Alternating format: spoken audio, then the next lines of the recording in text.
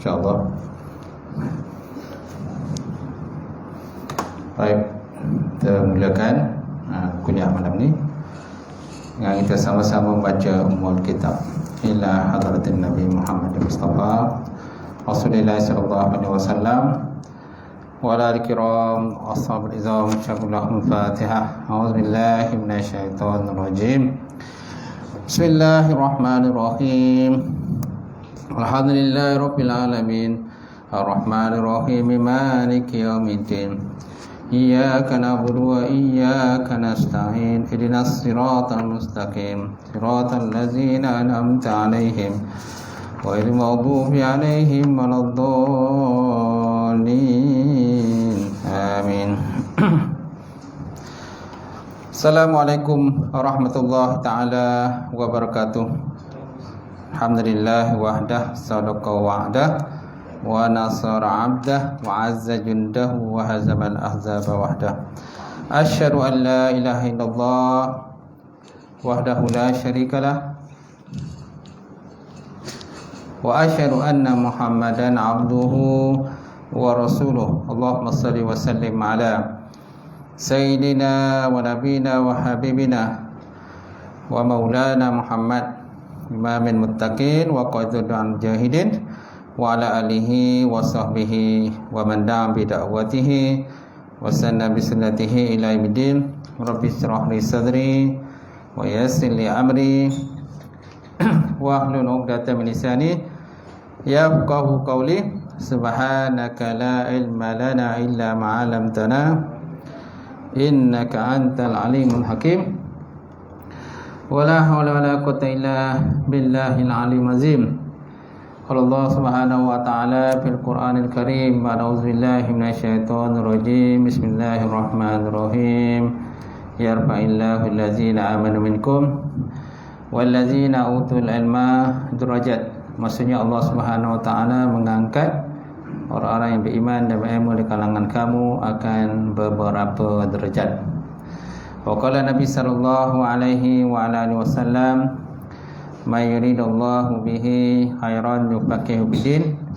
Maksudnya barang siapa dikehendaki Allah Taala akan kebajikan dan saya berikan kepahaman di dalam bidang agama. Alhamdulillah. Yang dihormati silakan Tuan Imam, sebenarnya Tuan Bilal, pengurusi surau, jawatankuasa surau, sidang jemaah muslimin muslimat, mukminin mukminat wa taala. Alhamdulillah, kita panjatkan puji dan syukur kepada Allah Taala kerana dengan limpah kurnia dan rahmat daripada Allah kita dapat bersama sekali lagi tuan-tuan dan puan untuk kita sambung kuliah kita setelah kita berehat daripada pengajian kita sempena Ramadan itu dan Syawal. Kalau ikutkan tempat-tempat lain dah lama dah mula kan. Ada yang 14 hari bulan itu dah start. 14 hari bulan apa tu? 5. 14 bulan 5 tu ada yang dah start. Berturut-turut lah. Kat sini bulan 6 Ustaz. InsyaAllah. Jadi malam ini kita sambung bab munakahat kita, bab nikah kahwin kita di muka surat 92. Saya punya 92 lah, tuan-tuan tak tahulah. Hukum melihat mahram 2.2.3. Betul tak? 2.2.3 hukum melihat mahram. Masih dalam pembahasan berkenaan dengan muqaddimah perkahwinan. Jadi apa kata musannaf ataupun pengarang kitab? Qala musannifu wa ta'ala wa nafa'ana bi ulumihi bidaran amin. Telah berkatalah oleh musannaf ataupun pengarang kitab, mudah-mudahan memberi manfaat ilmunya insya-Allah dalam dua negara, dunia dan akhirat. Seorang lelaki harus melihat mahramnya, melainkan anggota yang terdapat di antara pusat dan lutut. Hukum perempuan melihat mahram juga adalah serupa.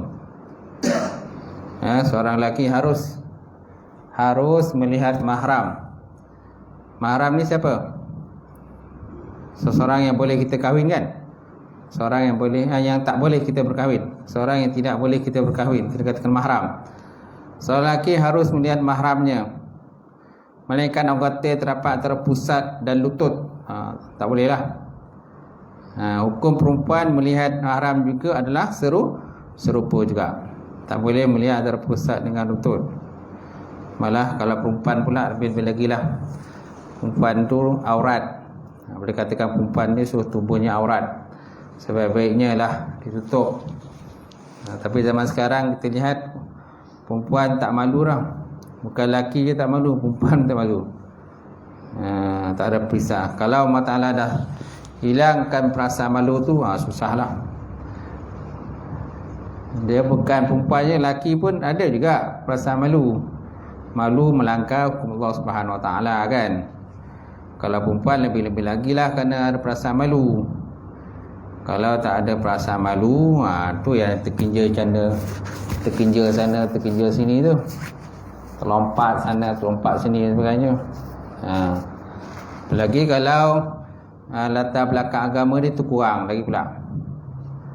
Kalau latar belakang agama dia baik, bagus, insya-Allah dia akan jaga dengan baik. Baik, seterusnya, masa boleh melihat perempuan yang bukan mahram. Bila? Haram melihat dan menyentuh perempuan yang bukan mahram apabila tidak ada sebarang keperluan kepada perbuatan tersebut. Haram melihat dan menyentuh perempuan yang bukan mahram apabila tak ada sebarang keperluan lah kepada perbuatan tersebut. Apabila terdapat keperluan, ia dibenarkan. Keperluan yang dimaksud adalah seperti berikut. Pertama, untuk rawatan, tujuan rawatan perubatan. Inda al-mudawah. Mudawah bahasa Arab ni mudawah lah. Mim dal alif waw alif ta marbutah. Mudawah mana tujuan perubatan, itu berubat. Ia diharuskan kerana pengharamannya akan menimbulkan kesulitan. Sedangkan Islam ialah agama yang mudah dan meninggalkan perkara yang menyulitkan.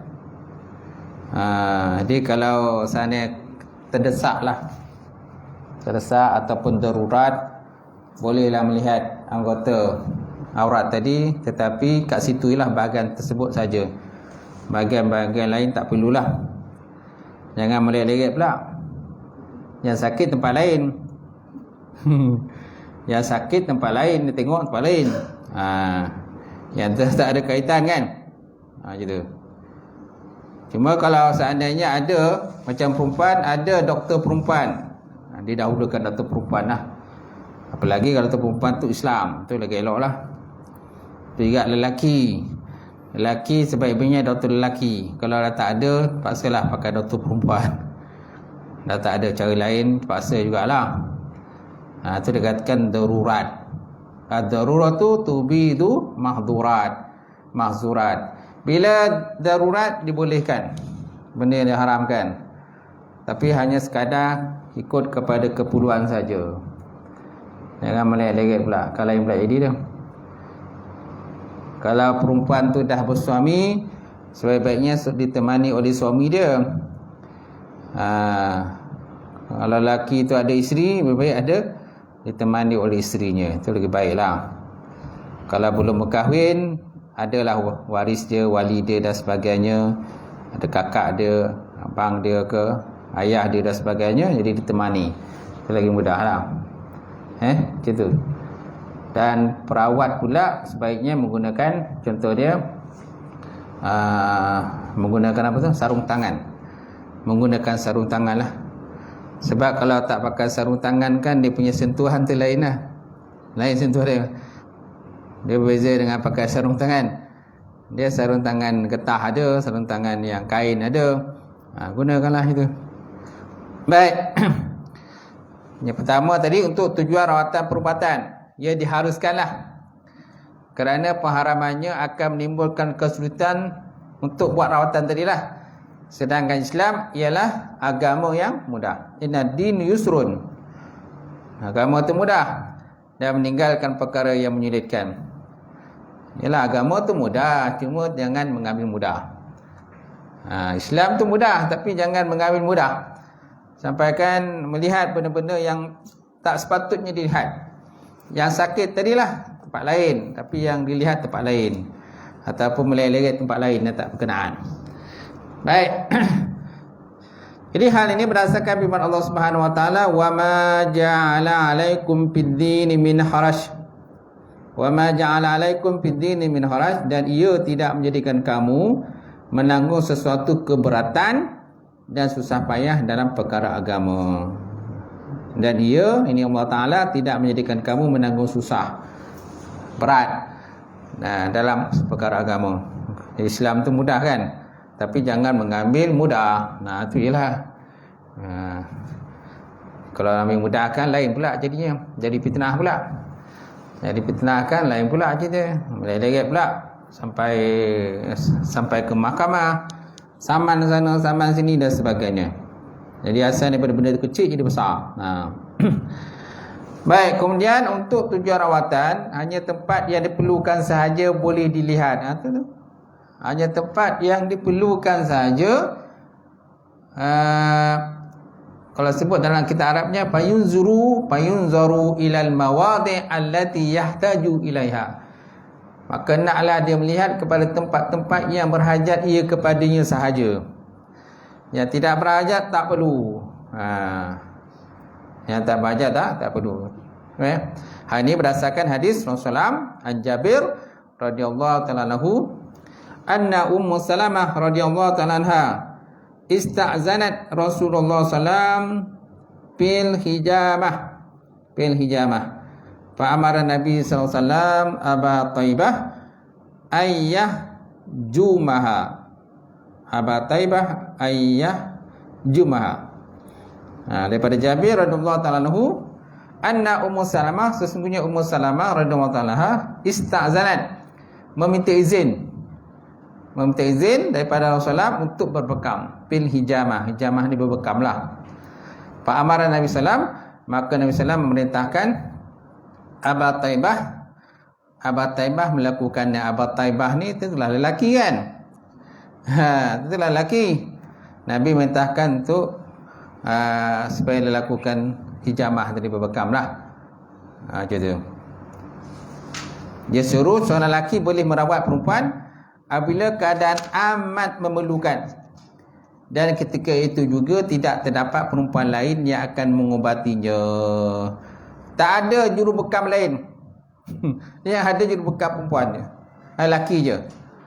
Tapi zaman sekarang banyak dah kan juru bekam kan. Lelaki ada, perempuan ada.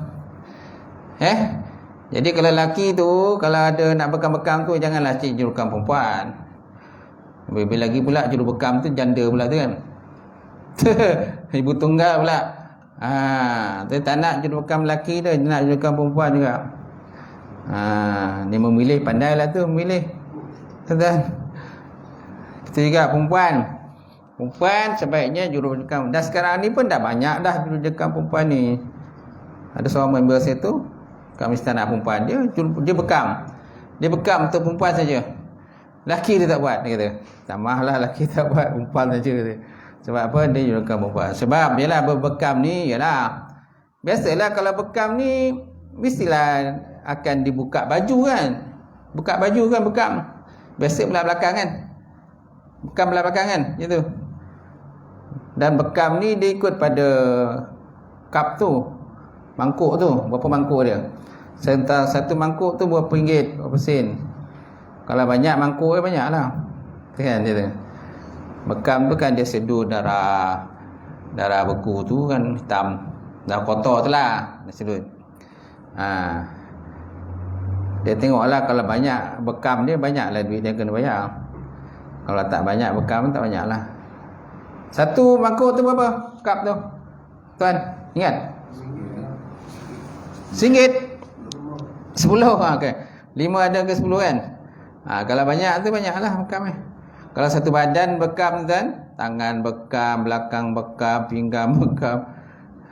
Dan nak bekam ni pun kena orang yang mahir juga. Jangan orang tak mahir panggil bekam. Kan tak tuarah dia kan. Tak mana-mana urat dia tembak agang. Sebab dia ada alat untuk tembak kan. Dia ada jarum tu, dia nak tebuk lubang kan, supaya darah tu keluar lah. Lepas tu dia sedut. Kan? Sekarang ni biasanya sekarang ni dah guna macam moden sikit lah.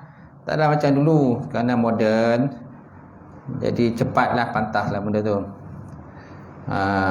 Jadilah bila bekam ni biasalah akan dibuka baju kan. Baju buka bila bekam. Itu sebaiknya bekam ni mestilah kalau lelaki je. Kalau perempuan je lah. Macam tu. Jangan nak mengata pula lelaki panggil perempuan bekam. Baik. Jadi perempuan juga boleh merawat lelaki apabila tiada lelaki lain yang boleh mengubatinya sedangkan keadaan amat memerlukan. Jadi kalau darurat lah, tak ada lah pembekam perempuan, yang ada pembekam lelaki je. Jadi Nabi membolehkanlah. Tapi sebaik-baiknya carilah bekam perempuan, sebab dia yang sakit perempuan gitu. Walaupun begitu, lelaki tak boleh merawat seorang perempuan tanpa kehadiran mahramnya, suaminya atau perempuan lain yang boleh dipercayai. Sebaiknya mesti ada. Kalau dia dah berkahwin, suaminya ada. Kalau dia belum berkahwin, mungkin kawan dia ada. Mungkin ada beradik lain-lain. Ada kan? So dia akan temankanlah. Apabila terdapat doktor Islam, rawatan tidak boleh dilakukan oleh doktor lain. Kalau ada doktor Islam, pakai doktor Islam. Kalau dah tak ada doktor Islam, barulah pakai doktor yang non-Muslim. Cuma kadang-kadang bayaran lah. Kalau klinik kerajaan ada buat bekam tak? Klinik kerajaan ada buat bekam? Tak ada kan? Tak ada. Biasanya klinik swasta lah. Pusat-pusat spa kan?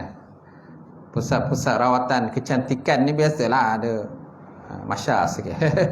Kan? Adalah untuk rawatan untuk bekam ni. Ada yang kata dia pesen, dia tak ada buka. Kadang ada juga yang tak ada bawa buka pejabat. Dia berjalan pergi rumah-rumah gitu. Kalau ada tempahan kan dia pergi rumah orang tu. Gitu. Ada macam tu. Baik. Kemudian ketika proses jual beli. Okey, ini juga dibolehkan apabila seorang itu bertemu dengan bukan mahram, boleh kita melihat akan auratnya. Iaitu ketika proses jual beli. Melihat perempuan ketika proses jual beli dibolehkan apabila ada keperluan untuk mengenali perempuan tersebut yang tidak akan dikenali tanpa melihatnya. Mana melihat tu melihat wajah lah. Melihat wajah muka saja, tak perlu lihat lain. Nak lihat tangan ke kaki kena buat apa? Tak ada kaitan kena-mengena kan jual beli. Jadi yang dilihat tu ialah muka dia saja. Sebab ada perempuan-perempuan yang berpurdah. Dia pakai hijab, berpurdah. Jadi dalam jelas jual beli, nak pastikan betul tak yang orang yang dia nak berurusan jual beli tu, terutamanya pembelian kenaan kereta ke rumah, benda-benda aset-aset besar-besar ni. Jadi perlu melihat kepada muka kan, untuk kenal orang tu betul atau tidak. Baik. Kemudian apa lagi proses jual beli? Contohnya jual beli hamba. Jual beli hamba kan? Itu perlu jugalah. Zaman sekarang ni tak adalah jual beli hamba. Tapi zaman Nabi dulu adalah jual beli hamba. Zaman cerita Pilamli adalah cerita Pilamli jual beli hamba. Kan? Tiga Abdul. Kan abang-abang dia nak kena jual. Itu yang kena jual tu.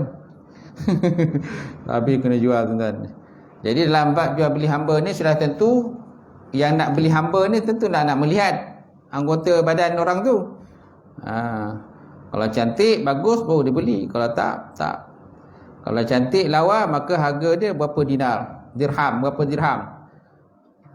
300 dirham, 400 dirham, 1000 dirham, 1001 dirham kan. Kita cari malam ni tu. Baik, kemudian ketika menjadi saksi atau memberi kesaksian, keadaan ini perlu kepada perbuatan melihat orang yang dituduh ataupun orang yang menuduh. Ketika jadi saksi dalam proses mahkamah, jadi hakim sudah tentu nak lihat Kadang-kadang saksi dipanggil itu dalam keadaan berhijab, tutup muka. Jadi kena buka-buka lah untuk tengok, hakim nak tengok betul tak orangnya, betul tak orang yang berkenaan yang dituduh ataupun yang kena tuduh. Boleh dia dapat pastikan. Saksi pun betul juga. Hakim pun nak tahu saksi ni siapa saksi dia, apa kaitan saksi, apa kaitan saksi dengan orang yang kena tuduh ataupun orang yang dituduh, apa pertalian dia. Jadi hakim nak tahulah.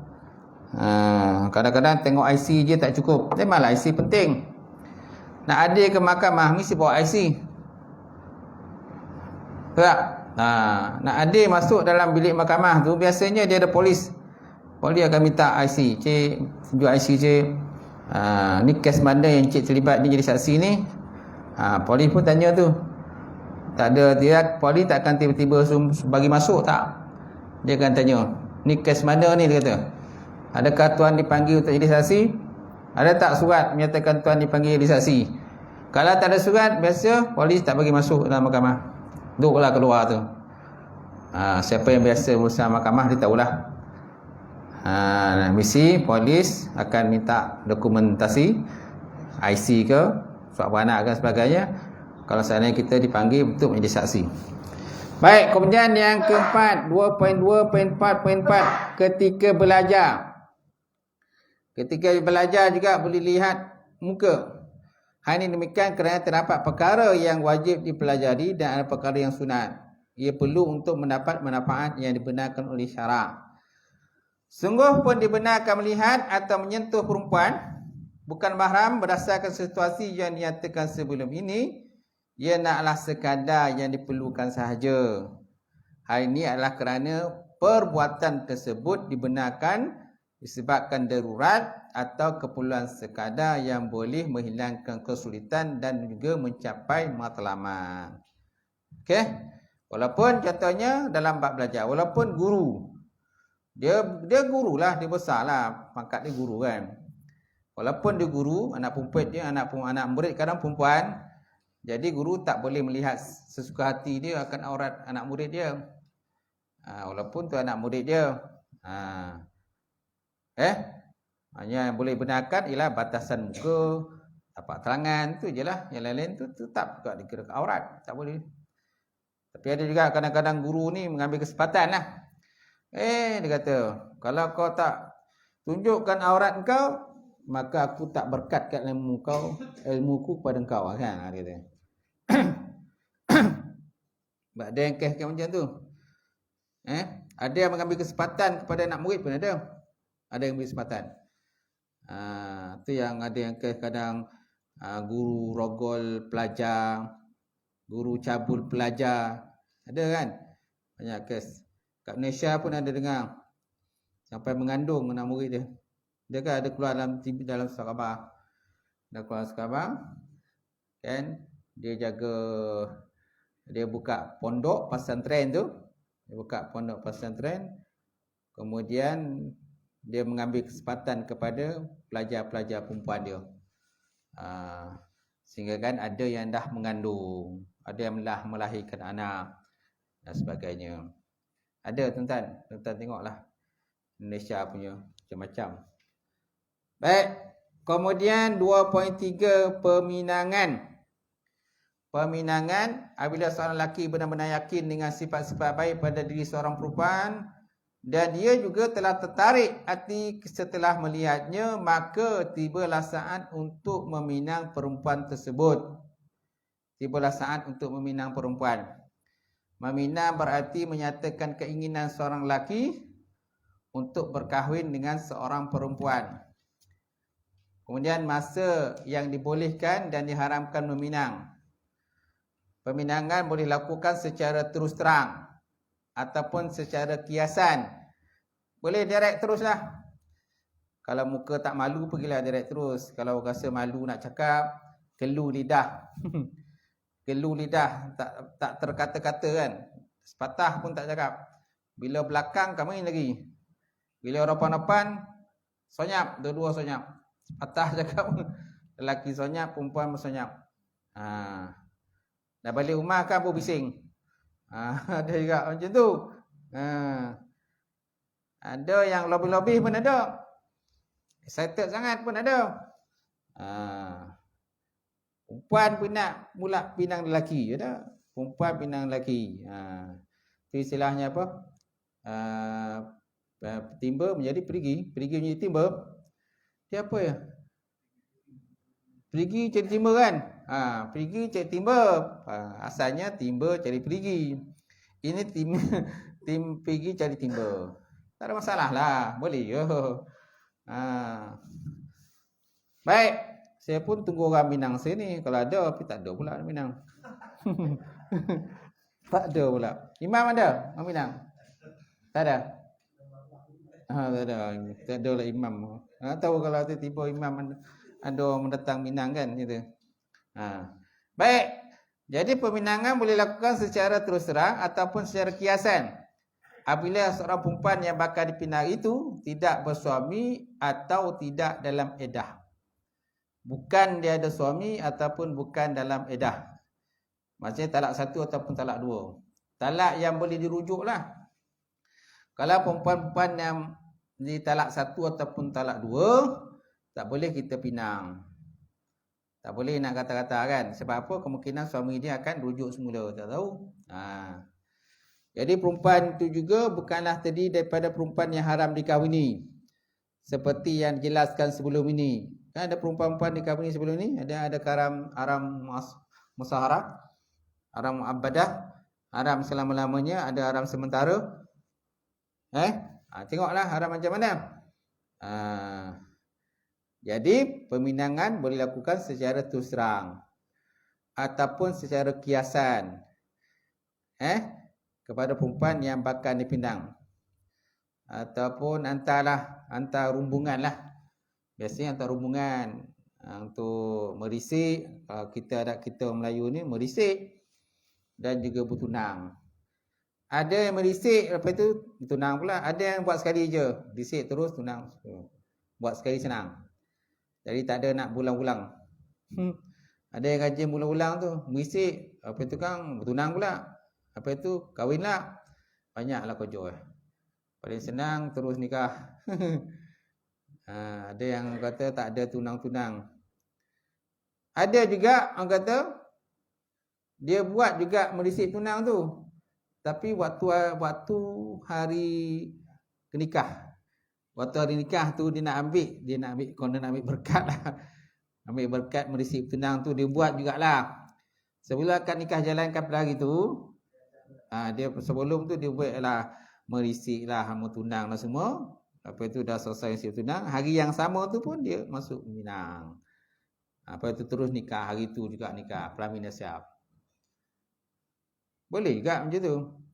Ada yang kata tak ada merisik tunang dah, tu nikah je. Tu pulanglah masing-masing. Sebab benda tu bukannya wajib pun. Bukannya wajib. Dia wajib tu nikah tu yang wajibnya tu. Tapi ada yang nak ambil berkat merisik tunang semua. Boleh lah, tak ada masalah. Apabila perempuan itu masih dalam edah, sama ada kerana bercerai mati ataupun bertelak bain, peminangan naklah lakukan secara kiasan saja. Kalau perempuan tu masih dalam edah, talak satu ataupun talak dua, tak boleh kita direct cakap. Kias macam tu bolehlah. Kemudian kalau perempuan tu bercerai mati, balu kan. Balu ni biasanya edah dia berapa lama? 4 bulan 10 hari. Edah dia 4 bulan 10 hari. Balu kan. Kubur suami pun masih merah lagi kan. Jadi kalau nak sindi-sindi macam itulah. Tak boleh direct lah. Jadi apabila perempuan itu masih dalam edah, sama ada kerana bercerai mati ataupun talak bain. Talak bain ialah bain dia paling bain sugra lah, bain kubra. Bain kubra ataupun bain sugra. Dia ada dua bain. Pertama bain sugra, yang kedua bain kubra. Bain kecil dan bain besar, Bain kecil ni ialah perempuan yang bercerai disebabkan oleh pasah ataupun khulu'. Khulu' mana tebus talak. Itu dia katakan bain sughra.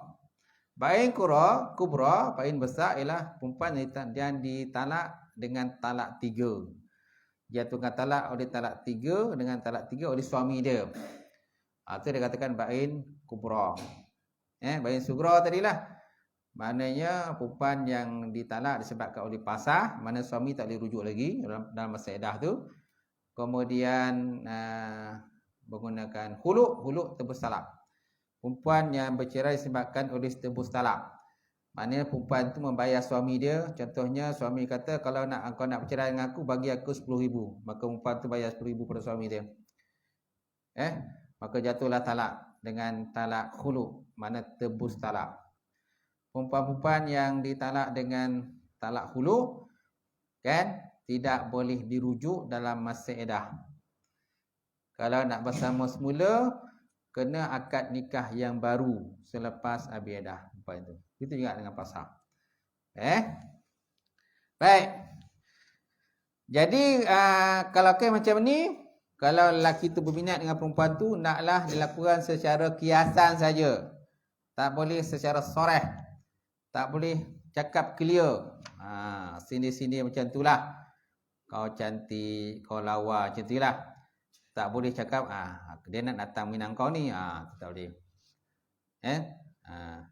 Dia dah ingin benar dah, kata benar nak minang kau ni. Okey, tu tak boleh. Dia direct tak boleh. Sini-sini macam tu boleh. Baik. Hal ni berdasarkan firman Allah Subhanahu Wa Taala, wala junah alaikum fima arradtum bihi min khidbatin nisa aw aknantum fi anfusikum alimallahu annakum satazkurunahunna walakin la tu'iduhunna sirra illa an taqulu qawlan ma'rufa wala ta'zimu uqdatan nikahi hatta yablughal kitabu ajalah wa'lamu annallaha ya'lamu ma fi anfusikum fahzaru wa'lamu annallaha ghafurun halim.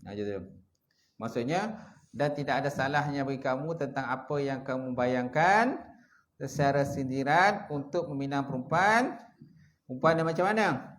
Perempuan yang kematian suami ataupun masih dalam iddah, atau tentang kamu menyimpan dalam hati keinginan berkahwin dengan mereka. Itu tak salahlah. Boleh buat secara sindiran, kata. Allah Ta'ala mengetahui bahawa kamu akan menyebut atau mengingati mereka. Yang demikian itu tidaklah salah.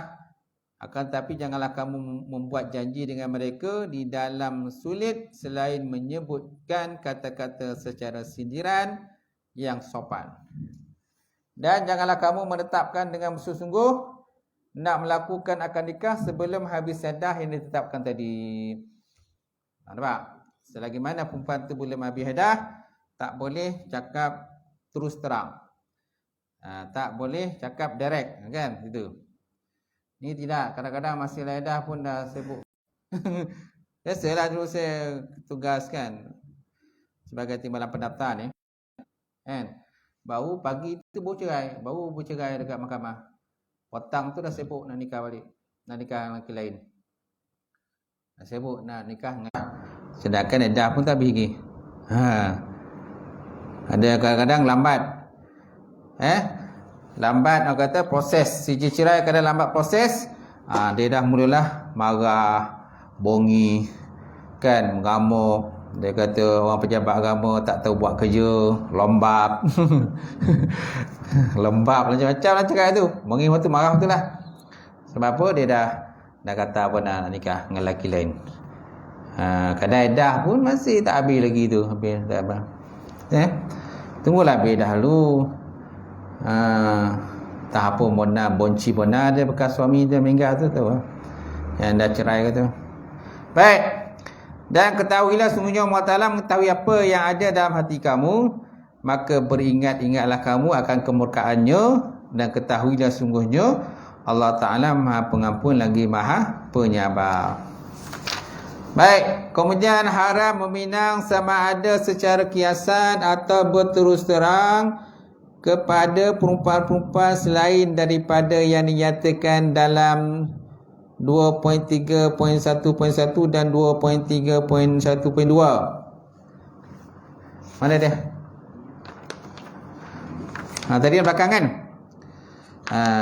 Belakang tu, haram meminang sama ada secara kiasan ataupun berterus terang kepada perempuan-perempuan selain daripada yang dinyatakan dalam 2.3.1.1 dan 2.3.1.2. Kan? Haram meminang perempuan yang masih dalam kekuasaan suami. Nampak? Haram meminang perempuan yang masih dalam kekuasaan suami dia, masa dalam iddah lah tu. Masih dalam iddah dia. Talak 1, talak 2. Haram juga meminang perempuan yang haram dikahwini. Sama ada pengharaman itu bersifat kekal, haram mu'abbadah ataupun musaharah, haram sementara. Haram sementara ni pun dah bincang dah, semua dah bincang belakang. Baik. Begitu juga haram meminang perempuan yang dalam iddah talak raj'i. Sama ada pembinaan itu secara kiasan ataupun terus terang, kerana perempuan itu masih isteri orang. Walaupun dia dah cerai salah satu atau dua, tapi dia kira masih suami isteri. Suami itu ada hak lagi nak rujuk tu. Dia ada hak lagi. Selagi mana perempuan tu belum berhiddah, suami itu masih ada hak untuk rujuk semula. Bekas isteri yang dah ceraikan tadi. Sebabnya tak boleh nak minang. Tapi masalahnya kadang perempuan tu yang kata. Boleh tak kata, lelaki tak kata, dia pula sibuk nak nikah lain. Yalah, kadang ada lah lelaki ketiga pun ada. Perempuan juga akan ada perempuan ketiga, lelaki pun juga ada lelaki ketiga kan, gitu. Hal ini disebabkan suami perempuan tersebut masih boleh rujuk pada isteri yang diceraikan dia. Tapi walaupun begitu, sebaik-baiknya perempuan lah. Sebaik-baiknya kalau nak rujuk pun mestilah dapat persetujuan daripada bekas isteri tu. Itu yang paling baik lah. Kena kalau pejabat agama tu biasanya kalau nak rujuk ni biasa akan dipanggil isteri sekali. Setuju tak puan nak rujuk dengan bekas suami puan ni? Setuju. Barulah rujuk. Kalau dia diam tu tak setuju lah tu.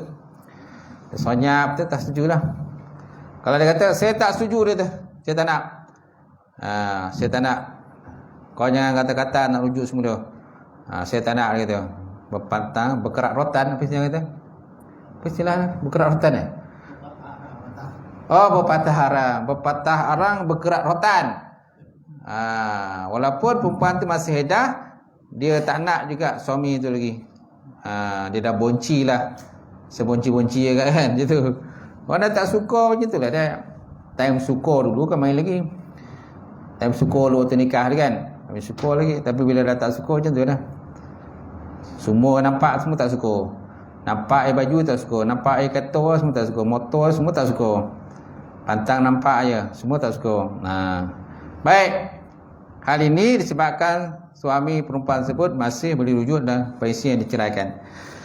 Hal ini berdasarkan firman Allah Subhanahu wa taala, wa bu'ulatuhunna haqqa biradihinna bizalika in aradu islaha. Dan suami-suami mereka berhak mengambil kembali, ini rujuk akan isteri-isteri itu dalam masa iddah mereka jika suami-suami bertujuan hendak berdamai. Baik, kemudian maksud pemindangan secara terus terang. Okey. 2.2.3 2.3.2 maksud pemindangan secara terus terang ialah lafaz yang digunakan secara pasti bagi menunjukkan keinginan untuk berkahwin. Contohnya, aku ingin mengahwinimu, atau apabila habis iddahmu aku akan mengahwini kamu. Ini direct lah, terus terang. Orang tak boleh. Tak boleh itu dikatakan kata lafaz secara sharah. Kemudian maksud pemindangan secara kiasan ialah lafaz yang digunakan tidak pasti menunjukkan keinginan lelaki untuk berkahwin ataupun tidak. Contohnya, seorang lelaki berkata kepada perempuan yang masih dalam iddah, engkau ni cantik. Kau cantik, kau lawa kan, kau cun, apa mula cun apa?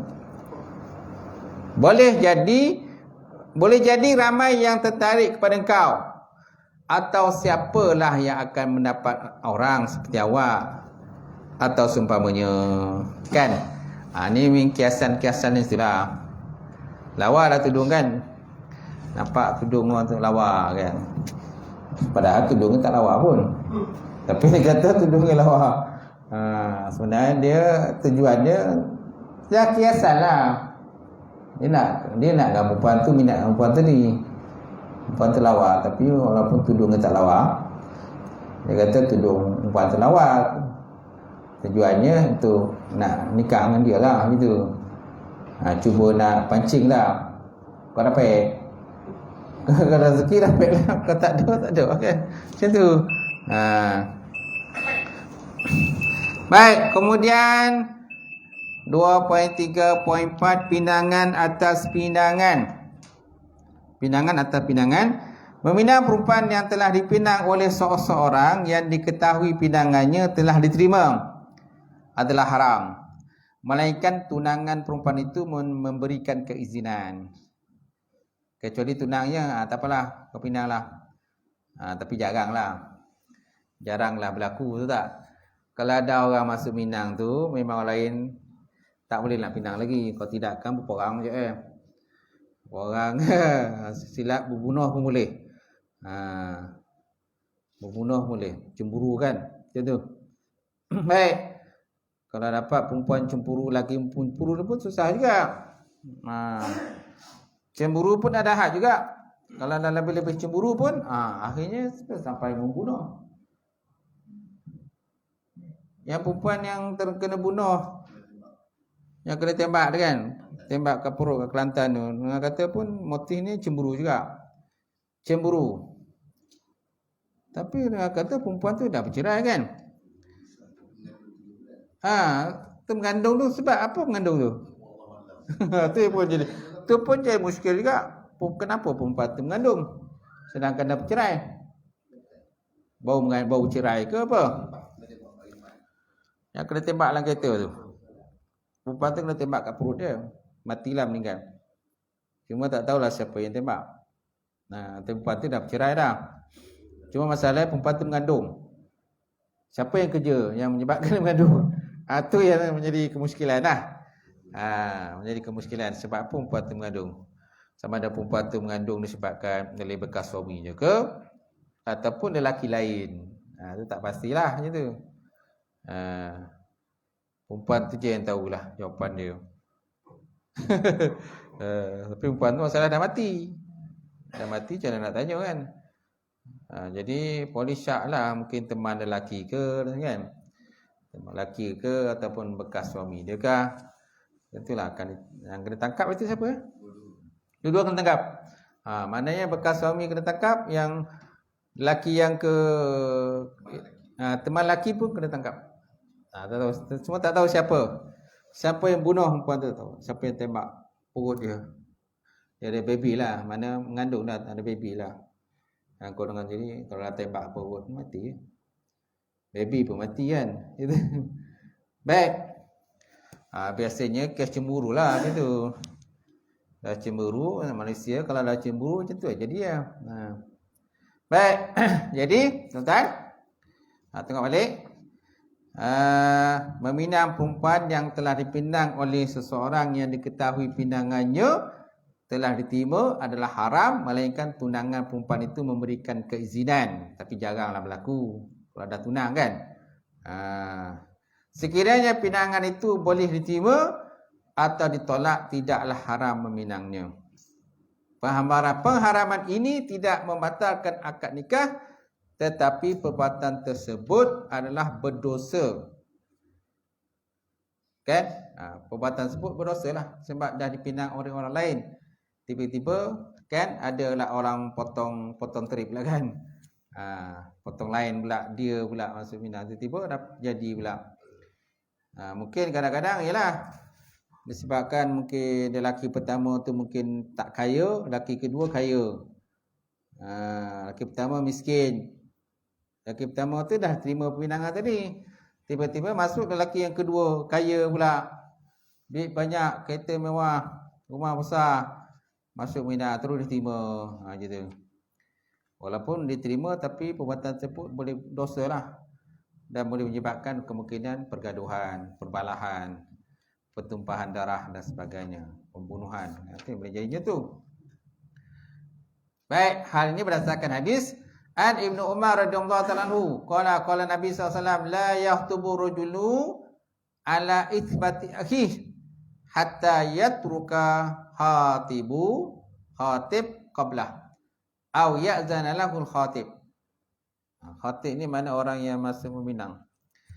Yang bermaksud daripada Ibn Umar, janganlah seorang lelaki meminang perempuan yang telah dipinang oleh saudara seagamanya, sehinggalah saudara seagamanya meminangnya sebelum itu membatalkan pertunangan tersebut, atau saudara seagamanya itu sendiri membenarkan dia meminang.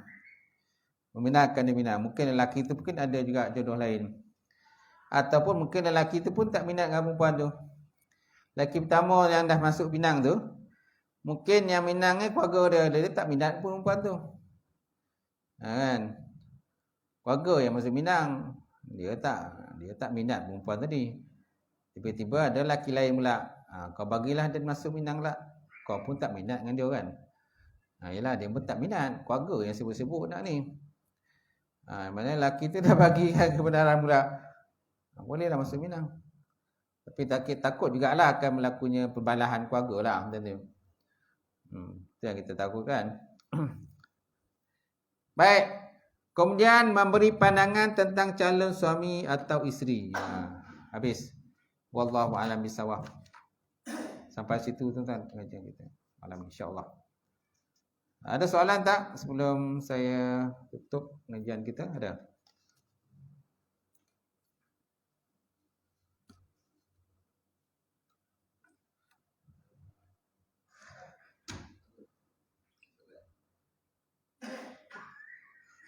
Tak ada?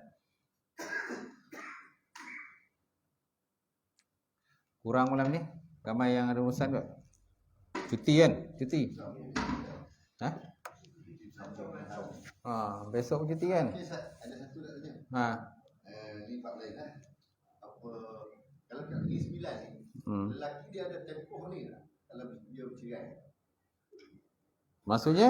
Tempoh bertenang. Tempoh macam tempoh edah lah, tempoh bertenang lah bagi tu.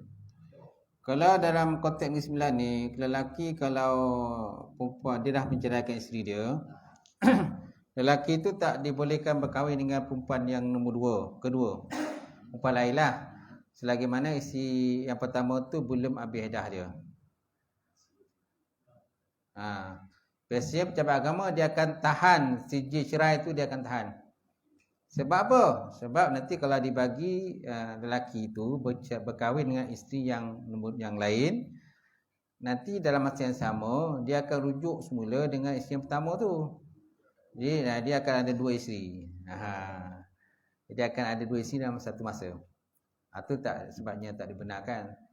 Walaupun daripada segi hukum syarak, lelaki sebenarnya tak ada iddah pun. Mana lagi iddah?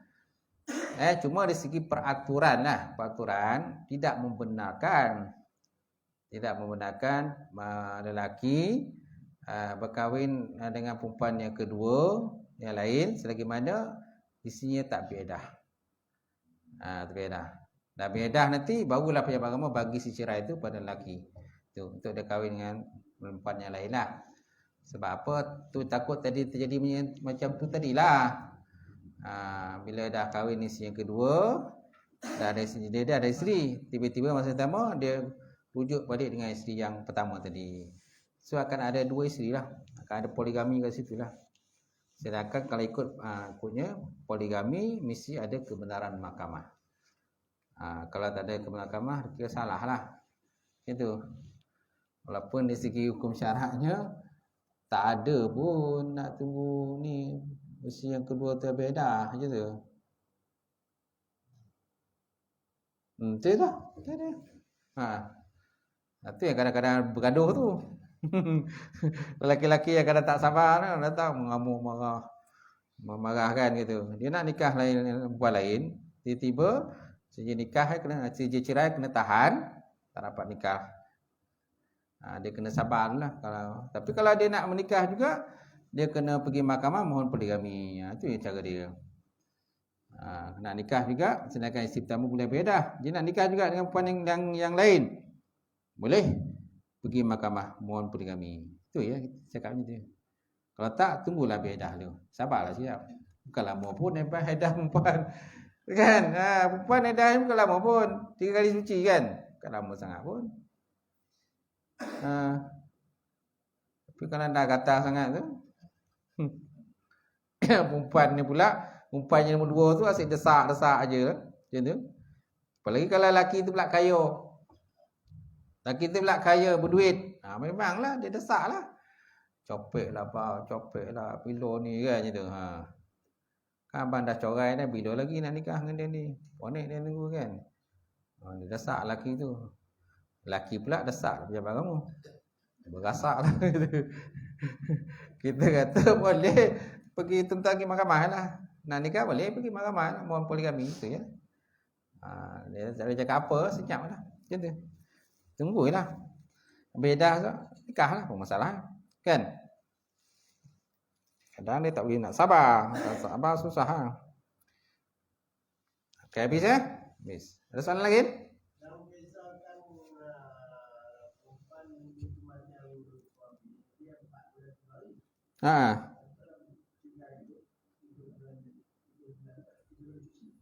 Ya, dia bukan 3 bulan. Tapi kalau ikutkan 3 bulan lah. 3 bulan Qamariyah. Ataupun 3 kali suci. Salah satu kuruk tu. Kan ada Al-Quran tu. Salah satu kuruk. Mana naklah beredah selama 3 kali suci. 3 kali suci. Macam tu. Kemudian dicerai tu masa tu, adakah perempuan tu masa diceraikan tu masih perempuan tu dalam keadaan suci ke ataupun dalam keadaan berhaid? Dia pun nak tengok juga tu. Waktu dia dicerai tu, perempuan tu masih dalam keadaan dia dalam suci ke dalam haid? Kalau dalam haid, tempoh edah lagi lama berbanding dalam suci. Dalam suci edah dia tak lama. Kalau berhaid lama sikit lah. Macam tu. Alright. Cuma Al-Quran lah sebut tu. Kali suci. Dia bukan 4 bulan 10 hari. Okay, habis Alright. A'udzubillahi minasyaitonirrahmanirrahim. Alhamdulillahirabbil alamin. Wassalatu wassalamu ala asyrafil mursalin wa ala alihi washabbihi ajmain. Allahumma zidna ilman nafi'a wa yaqina as-sarika ma'lum taqabbala wa rizqan halalan mubarakatan katsira. Wasyana fataya alim wa lana qulubana bi nuri ma'rifataka wa ta'ala arifin. Allahumma faqina bidin, Allahumma faqina bidin. Allahumma ja'al hadza jam'an marhuma wa tafarruqana min ba'dihi tafarruqan ma'suma.